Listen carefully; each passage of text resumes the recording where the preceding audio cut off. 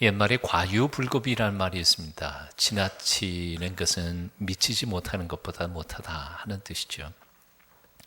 지식이나 돈이나 권력이나 어떤 것이든지 지나치면 문제가 생깁니다.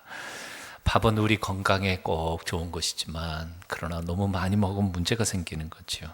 보약 좋다고 많이 먹다가 보면 그건 보약이 아니라 독이 되어버립니다. 그래서 우리는 모든 면에서 지나치지 않도록 넘어서지 않도록 절제할 필요가 있습니다.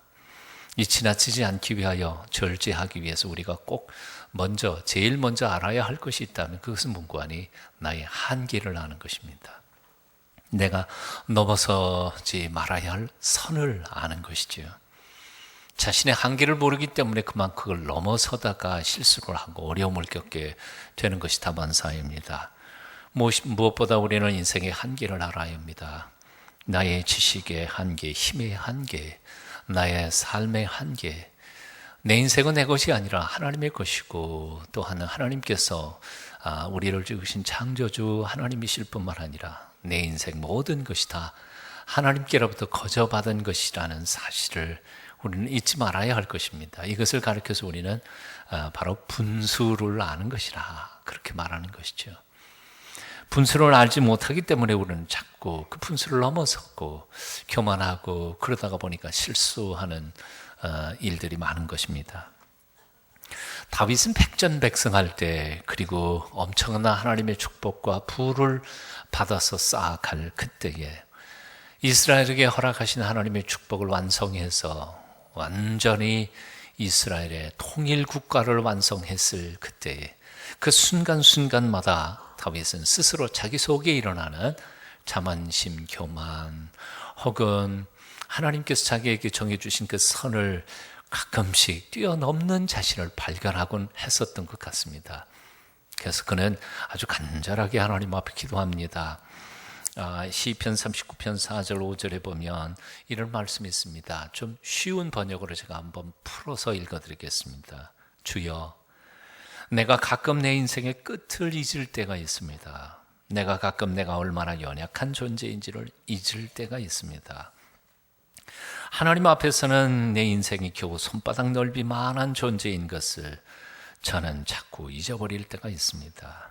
인생이 든든히 섰다는 것, 그때에도 실은 그 모든 것 별 볼 일 없다는 것을 저는 자주 잊습니다. 그러니 여호와여, 나의 종말을, 나의 연약함을 알게 하소서. 한번 따라해 보실래요? 하나님, 나의 종말을 알게 하소서. 나의 연약함을 깨닫게 하소서. 다윗은 높은 자리에 있으면서도 낮은 마음을 가지려고 노력했습니다. 엄청나게 많은 것을 소유했으면서도 가난한 마음으로 살려고 노력했습니다. 많이 배웠으면서도 겸손한 사람이 되려고 노력했습니다. 그래서 그는 실로 성숙한 하나님의 사람이었던 것이 틀림이 없습니다. 이렇게 자신의 한계를 알고 한계를 지키려고 노력하는 것, 이걸 절제라 사도 베드로는 그렇게 표현하고 있습니다. self-control, 자기 자신을 컨트롤할 줄 아는 능력입니다. 자신을 붙잡아서 통제할 수 있는 힘, 이게 바로 절제인 겁니다. 사도 베드로는 본문 속에서 이렇게 계속해서 말씀하고 있습니다. 여러분, 믿음만으로는 부족합니다. 믿음 위에 덕을 쌓아야 합니다. 믿음과 덕만 가지고도 부족합니다. 지식을 쌓아야 합니다.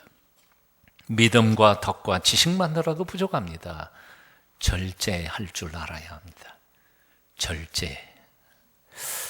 절제에 대한 덕, 오늘 여러분과 나누고 싶은 말씀입니다. 무엇을 절제해야 할까요? 첫째, 생각을 절제해야 합니다. 생각은 성격을 만들고 성격은 인생을 만들어갑니다. 좋은 생각하는 사람은 좋은 인생 삽니다. 나쁜 생각하는 사람은 나쁜 인생 살게 되어 있습니다.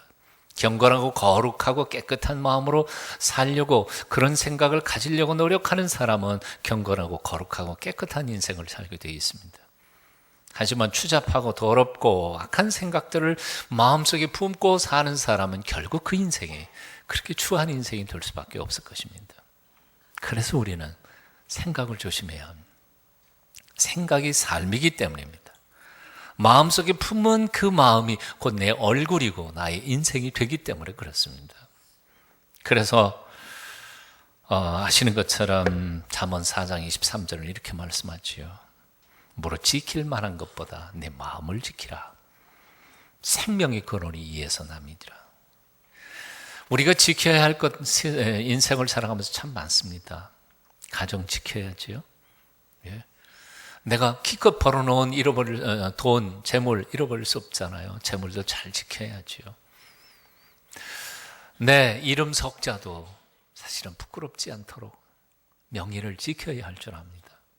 내 사랑하는 사람들 지켜내야지요. 예. 하지만 가장 중요하게 지켜야 할 것은 사실은 내 마음 하나입니다. 왜냐하면 이 마음 하나 잃어버리면 그 모든 것을 다 잃어버리기 때문에요.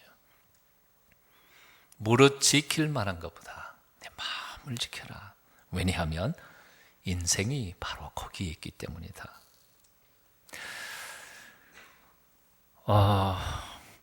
사도 바울은 그래서 이런 기도를 한 것을 봅니다. 시편 51편. 하나님이여 내 속에 정한 마음을 창조하시고 내 안에 정직한 영을 새롭게 하소서. 하나님의 내 마음 속에 정한 마음, 맑을 정자 정한 마음, 맑은 마음을 주십시오. 정직한 영을 새롭게 해주십시오. 이 시를 고백할 때 사실은 이건 기도지요. 사도 다윗이 시편 51편 이 10절 이 기도를 할 때 사실은 그 배경은 다윗이 우리아의 아내 바세바를 범하고 난 후에 그의 마음속에 간음하는 더러운 생각들을 씻어버릴 수 없다는 사실을 깨달았습니다. 아무리 깨끗한 생각을 가지려고 해도 깨끗한 생각이 안 나는 겁니다. 간음한 생각, 더러운 생각이 그를 확 휘어잡고 있기 때문에 정결한 생각을 가지고자 결단하고 결심해도 소용이 없었습니다. 그래서 그는 눈물을 펑펑 쏟으며 거의 침상이 썩을 만큼 회개하며 하나님 앞에 호소하고 기도한 것입니다. 하나님이여 내 마음에 깨끗한 마음을 창조해 주시고 정직한 영을 새롭게 하소서. 오늘 이 아침 이 다윗의 기도가 여러분의 기도가 되시기를 축원합니다. 내 마음 나도 모를 때가 많지 않아요. 내 마음 나도 어쩔 수 없을 때가 많더라고요. 성령님께서 붙잡아 주셔야 돼요. 그래서 기도해야 합니다. 성령께서 우리를 붙잡아 거룩하고 깨끗한 정신과 삶으로 살아가야 합니다. 절제, 첫 번째 생각을 절제해야 합니다.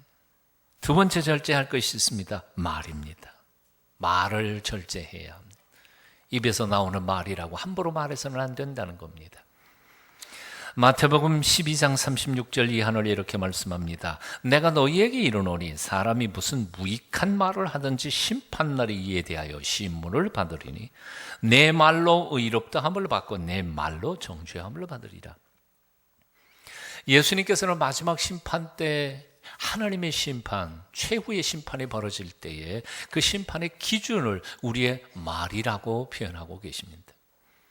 뭘로 심판받는지 아느냐? 내가 한 말 그것으로 내가 의롭다고 의롭다고 하기도 하고 또는 악하다고 정죄를 받기도 할 것이다.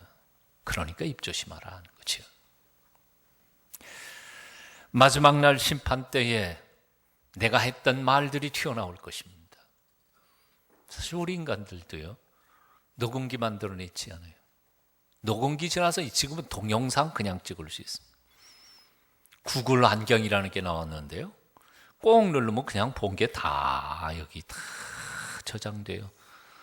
위험하기도 하지만 사람도 그런 걸 만들어내는데 하나님이 그런 거 기억 못 하시겠어요? 장치 만드실 필요도 없을 거예요. 공중에다 그냥 딱 띄워놓고 다 한 얘기 그대로 튀어나올 거예요.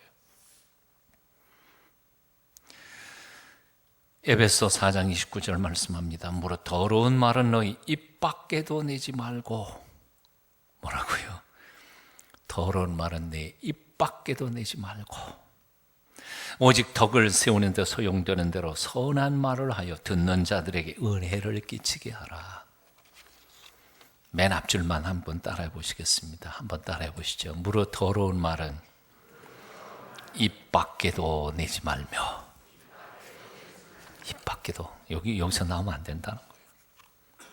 존 버년의 철로 역정에 보면 City of Man's Soul, 영혼, 사람의 영혼의 도성의 문 들어가는 천국문 들어가는 그 문을 뭐라고 표현했냐면 mouth gate라고 표현했습니다.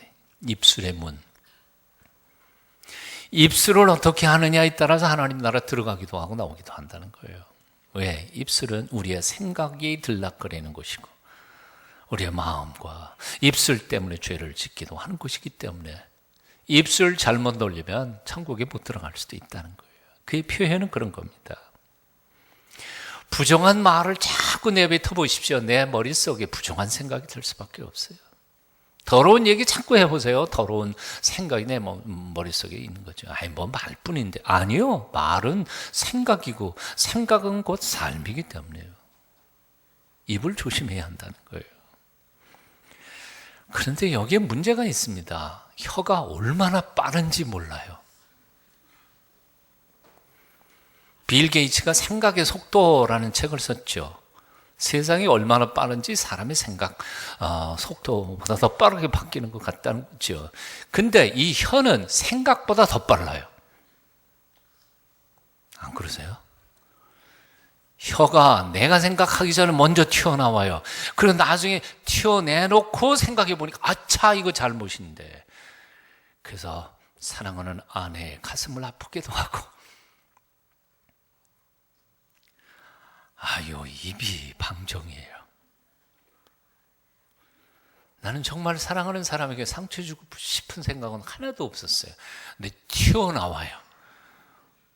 요거 참 왜 그걸 미리 생각을 못했을까? 그래서 성경에도 보면 입에다가 뭐요? 파수꾼을 세워야 된다 그랬어요. 입에 파수꾼을 세워야 된다고. 입에 파수꾼이 뭘까요? 성경을 또 주의 깊게 읽어보면 그게 양심이라고 되어 있어요. 그냥 양심이 아니고 하나님의 말씀과 성령으로 잘 다져진 선한 양심이에요. 선한 양심이 내 입술에 파수꾼이 되어 있을 때 비로소 우리는 말의 실수를 훨씬 적게 할 수 있다는 거죠. 사랑하는 여러분, 하나님의 말씀을 날마다 묵상하십시오.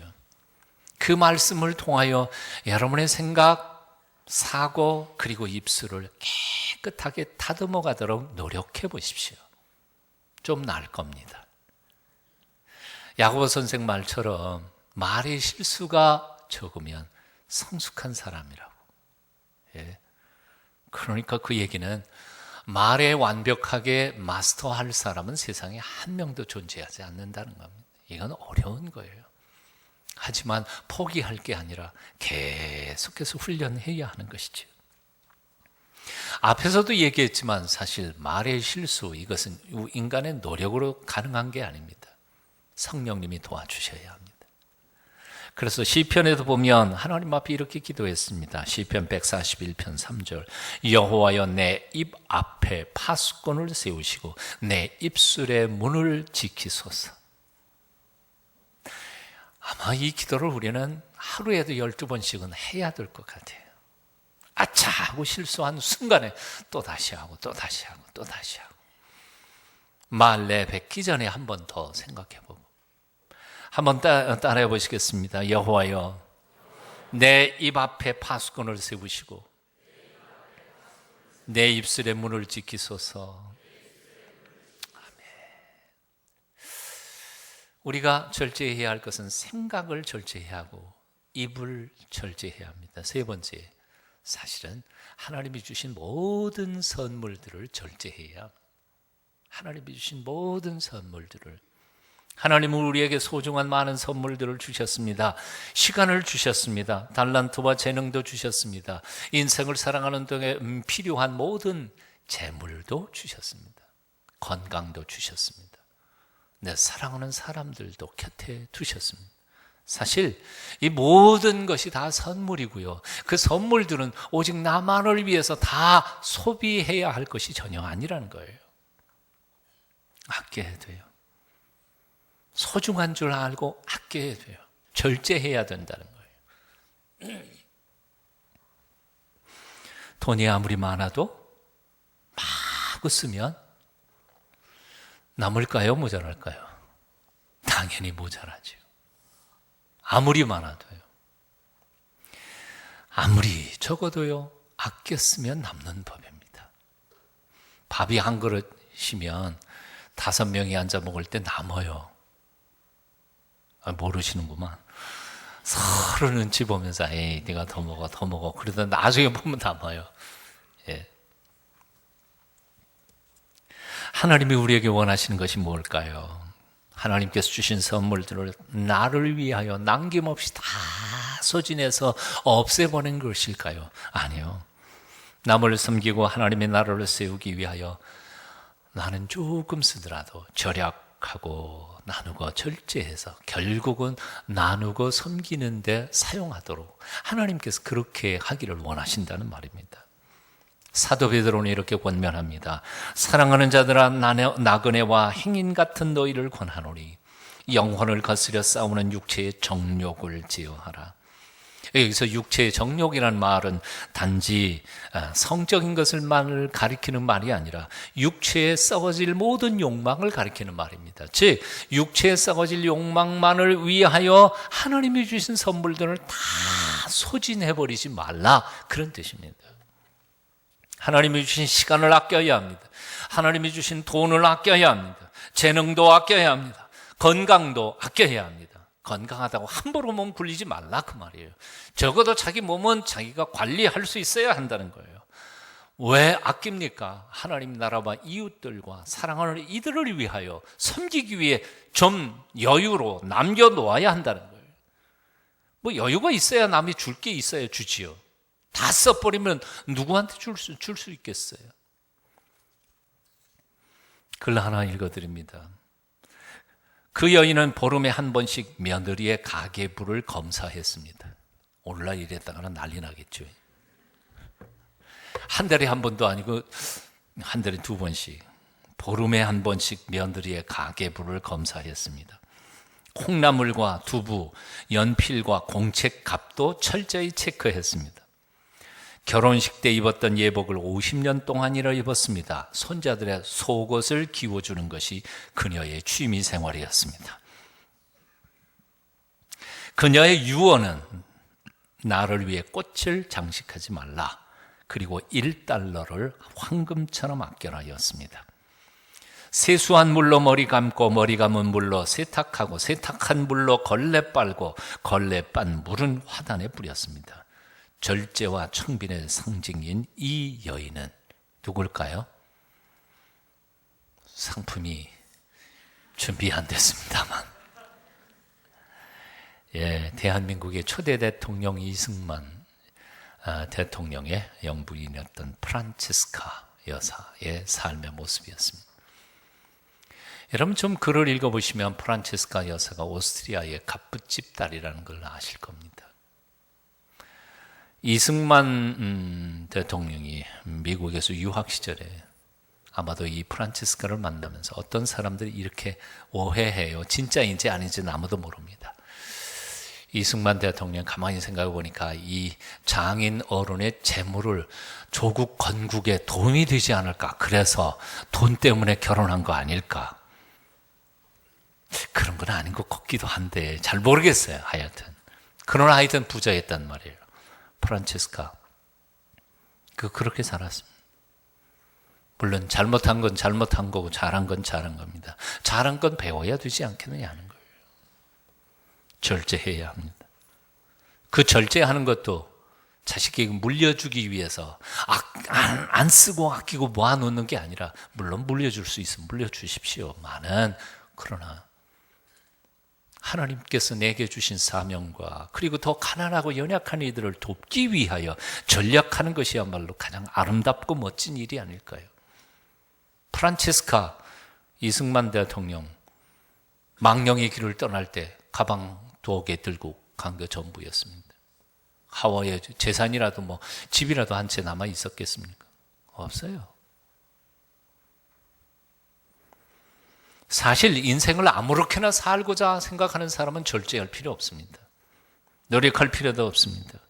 인내할 필요도 없습니다. 하지만 적어도 뭔가 목표가 있는 사람, 그래도 내 한 번밖에 못 사는 인생을 정말 뭔가 하나님 앞에 부끄럽지 않게 살고자 결단하는 사람은 줄일 건 줄이고 절제한 건 절리고 인내할 것은 인내해야 하는 법입니다. 모 신문의 여성 부장, 여자 부장이 쓴 글을 얼마 전에 읽었습니다. 그 글에 얼마 전에 이 공연했던 소프라노 홍혜경 씨에 대한 얘기가 적혀 있었습니다. 메트로폴리탄 오페라 데뷔 30주년을 맞아서 국내 무대에 선 소프라노 홍혜경 씨, 나이가 56세인데에도 2년 전에 오페라 로미오와 줄리엣에서 청순한 14살짜리 줄리엣 역을 맡았다는 거죠. 뭐라고요? 56인데 14살짜리 그게 어울리겠느냐 그 말이에요. 그런데 어울리더라는 거예요. 얼마나 자기를 그렇게 가꾸었더라면. 물론 우리 교회도 박재련 장로님이 지금 저 빈방 거기서 뭐 10대 아이 역할을 하기는 해도 여하튼 그 글을 줄리엣 역을 맡을 수 있을 만큼 몸매가 늘씬했고 목소리는 아름다웠고 몸짓 또한 귀여운 듯 우아했다고 합니다. 30년간 세계 최고의 무대를 지켜오면서 자기 관리에 철저해서 아무리 탐나는 배역이라 할지라도 자기 목에 무리가 가는 역이라면 결코 맞지 않았다는 것입니다. 그런 홍혜경 씨를 보고 이 글을 쓴 권성희 부장은 이렇게 자기 감회를 적었습니다. 그 공연을 보면서 한쪽은 감동이었고 한쪽은 씁쓸했다는 거예요. 그에게는 감동을 받았지만 자기 인생을 비교해서 돌아보니까 너무 씁쓸했다는 거예요. 읽어드릴게요. 나를 돌아보니 씁쓸해졌다. 뭔가를 이루기 위해 절제가 내 생활 속에 있었던가? 뭔가를 위해 내가 포기한 것이 있었나? 생각해보니 아쉬웠다. 젊은 날 목표를 세우고 그 목표를 위해 조금 더 자제하고 절제했더라면 지금 나는 다른 모습으로 살고 있을 텐데, 뭔가를 이루었을 텐데 하는 회한 때문이었다. 지금 처지를 불평하기 전에 나는 무엇인가 획득하기 위하여 무엇을 참고 포기하고 절제했나를 돌아보자.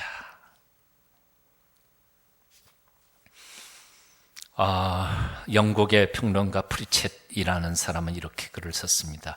조금만 깊이 파고들면 위대한 인물들은 한결같은 공통점이 있다. 그들은 쉬지 않고 공부하고 연구했다. 1분도 허투루 쓰지 않았다. 우리처럼 평범한 사람을 낙담하게 만드는 근면함이 있었다. 위대한 사람, 1분도 허투루 쓰지 않았다. 심지어 노인과 바다를 쓴 해밍웨이 작가는 자기가 하루 동안에 글을 몇 자를 썼는지 단어 수를 일기장에 적어놨다 그래요. 감동받는 사람이 없네요. 저는 처음 감동을 받았는데, 예술가들이 자기 몸을 관리한다는 게 얼마나 어렵습니까? 그런데도 한쪽에 뭐 오페라 가수가 됐든 누가 됐든 간에 한쪽에 대성을 이룬 사람들은 철저하게 자기 관리가 대단했습니다. 자, 조금이라도 향상하기를 원한다면, 조금이라도 나아지기를 원한다면 우리는 절제하고 노력하고 땀 흘려야 될 줄 압니다. 여러분, 살 빼는 거 쉬워요? 살 1kg 빼는 것도 얼마나 힘든지 몰라요. 40일, 매일 한 끼씩 굶었는데도 40일 지났는데 1kg도 안 줄었더라고요. 살 빼는 것도 어려워요. 경부선 기차를 타고 서울에서 부산까지 내려가는데 뒤에서 무슨 탁탁탁탁탁탁 소리가 나가지고 이 기차 소리도 아니고 무슨 소린가. 근데 그게 조금 하다가 만 게 아니고 한 2시간 이상 뒤에서 탁탁탁탁탁 소리가 나더라고요. 그래서 뒤돌아봤더니 어떤 아줌마가 2시간 동안 두들기는 거예요. 와, 피부 관리 쉬운 게 아니더라고요. 2시간 해보세요. 그게 쉬운가? 미모를 관리한다는 것도 쉬운 일이 아니에요. 하물며 신앙생활에 있어서 성숙해가며 하나님 나라 영생을 우리가 얻는데 얼마나 우리가 절제하고 노력하고 땀 흘려야 하겠느냐, 그 말입니다. 고린도전서 9장 24절은 말씀합니다. 운동장에서 다름질을 하는 자들이 다 달아날지라도 오직 상 얻는 자는 하나인 줄 너희는 알지 못하느냐. 너희도 얻도록 이와 같이 다름질하라. 이기기를 다투는 자마다 모든 일에 절제하나니 저희는 썩을 면류관을 얻고자 하되 우리는 썩지 아니할 것을 얻고자 하노라. 왜 우리가 절제해야 합니까? 썩지 않을 면류관을 얻기 위하여 우리는 절제해야 한다, 그 말입니다. 참으로 천국의 상급을 원하십니까? 절제하십시오. 생각의 절제를, 말의 절제를, 하나님이 주신 모든 선물들을 다 써버리지 마시고 절제하고 아껴서 하나님의 영광을 위해서 사용할 수 있는 성숙한 하나님의 사람들이 다 되시기를 축원합니다. 한번 따라해 보십시다. 할 수 있다고 다 하지 말자.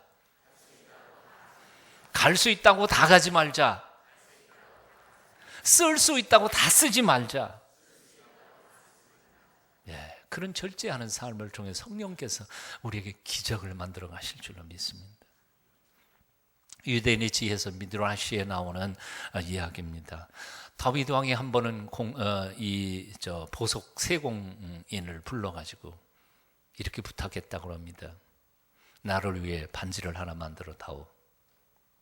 근데 그 반지에는 내가 성공했고 승리했을 때에도 자만하지 않고 내가 실패했을 때에도 절망하지 않을 수 있는 글귀를 좀 적어달라. 보석세공사니까 반지는 잘 만들었겠죠. 만들어 놓고 생각해 보니까 성공했을 때에도 교만하지 않고 실패했을 때에도 절망하지 않을 수 있는 말을, 그것도 요 반지 조그만 고기에다가 한 문장으로 쓴다는 것 자체가 너무너무 어려웠습니다. 며칠을 고민하다가 자기 머릿속에는 도저히 안 나오니까 그 다윗 왕의 지혜로운 아들이라는 솔로몬 왕자를 찾아갔습니다. 솔로몬 왕자에게 부탁을 했습니다. 뭘 새겨야 되겠습니까? 그랬더니 솔로몬이 왕자가 이렇게 대답하더라는 겁니다. 이렇게 쓰라. 이것 또한 지나가리라. 왕께서 승리의 순간에 이 글을 보시면 자만심이 가라앉을 것이요, 절망의 순간에 이 글을 보시면 용기를 얻게 되실 것이다. 한번 따라해 보시죠. 이것 또한 지나가리라. 고린도전서 7장 31절은 이렇게 말씀합니다. 세상 물건을 쓰는 자들은 다 쓰지 못하는 자같이 하라. 왜냐하면 이 세상의 모든 것은 지나감이라. 지나감이라. 세상의 모든 물건을 쓰는 사람들, 바로 우리죠. 다 못 쓸 것처럼 전략하고 아껴서 쓰라는 겁니다. 다 지나가 버릴 것인데, 잠깐 순간적인 것인데 그걸 가지고 투자해서 영원을 소유하도록 하라는 거지요. 사실 사도 베드로는 이 절제를 세 번째 정보로 넣습니다. 하지만 사도 바울은 9가지의 성령의 9가지 열매 중에서 제일 마지막 끝부분에 절제를 넣었습니다. 그 얘기는 무슨 얘기인가 하니, 절제는 그만큼 어려운 것이고 그리고 그만큼 소중한 것이라고 사도 바울은 강조하고 있는 것입니다. 그리고 그 절제는 뭐로, 인간의 노력으로 되는 게 아니라 사실은 성령님이 주시는 선물이기 때문에 그의 도우심을 구해야만 한다고 하는 가르침이 거기 들어 있습니다. 절제, 결심으로 되는 거 아닙니다.